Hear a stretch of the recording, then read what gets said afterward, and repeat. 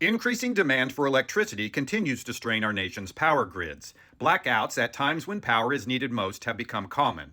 As more electric vehicles take to the road and more wind and solar power are installed, the grid's problems are expected to continue to become more critical. Managing when and how power is accessed has become a high priority for utility companies.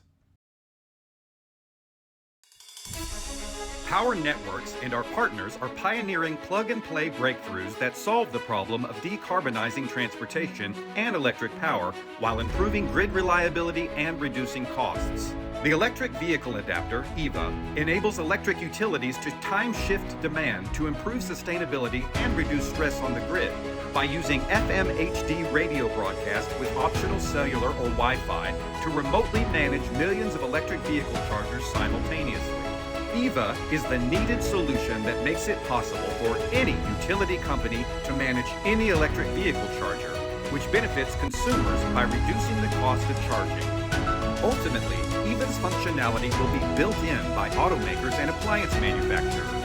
In the meantime, EVA prototypes are available now and work with any electric vehicle that has an NACS connector, like a Tesla, or a J1772 connector, like a Nissan Leaf.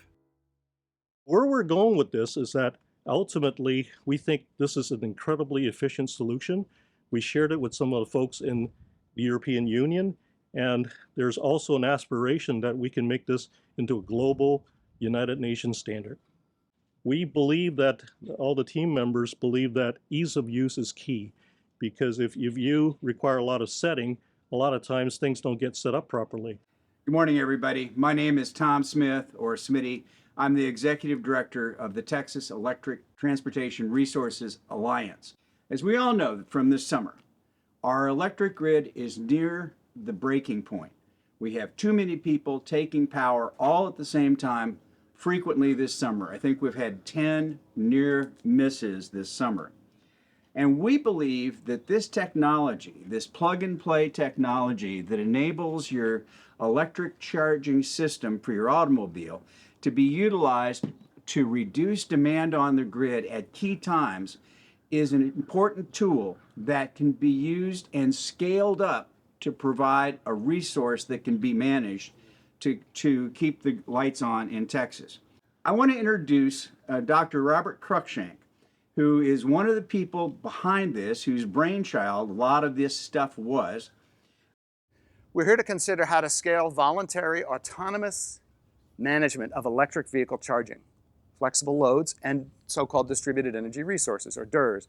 A big question for today is, what's possible if every electric vehicle had an EVA, or better yet, had EVA's software-based functionality built in from the factory, or downloaded in the field via an over-the-air update? EVAs like this that autonomously manage the voluntary charging of electric vehicles are one leg of a sturdy four-legged stool that we designed to shore up the electric power grid. A second leg are these EcoPort adapters, which can manage water heaters, mini-split heat pumps, and commercial, industrial, and oil field applications. A third leg is thermostats, such as this, to manage heating and cooling systems in buildings such as homes, offices, shopping malls, and factories.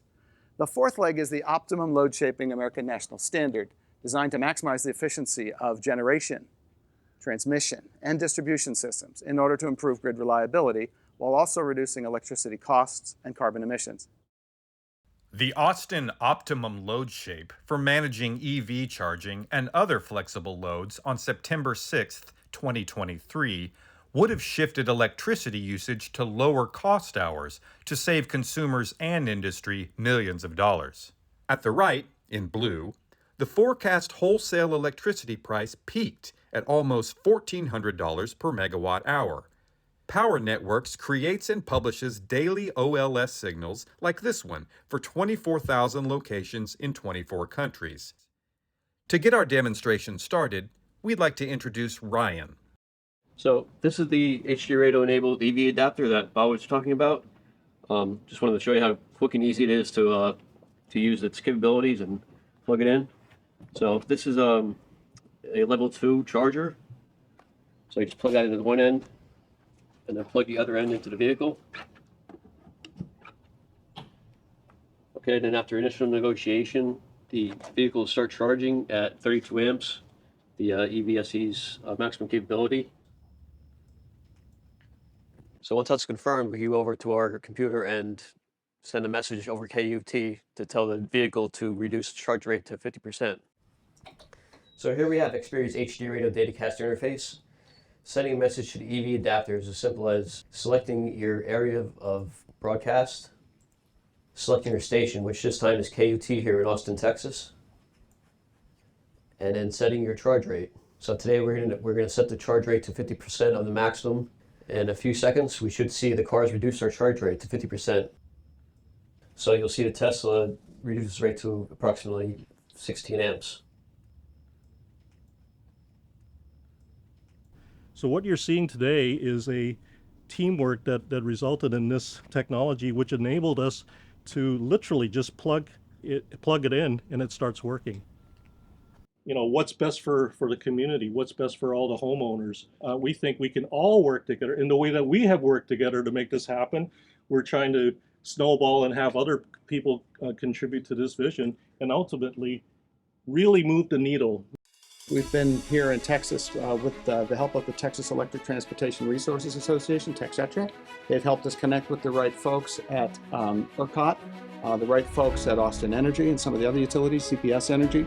And part of why we're here today and getting these questions answered is so that we can all kind of then step back and say, who else needs to know? Who else do we need to sort of educate about it? And we appreciate everybody participating. What did you have to do to make that work? I just plug it in. Just plug it in. Just plug it in. I just plug it in. Just plug it in. Just plug it in. You just plug it in.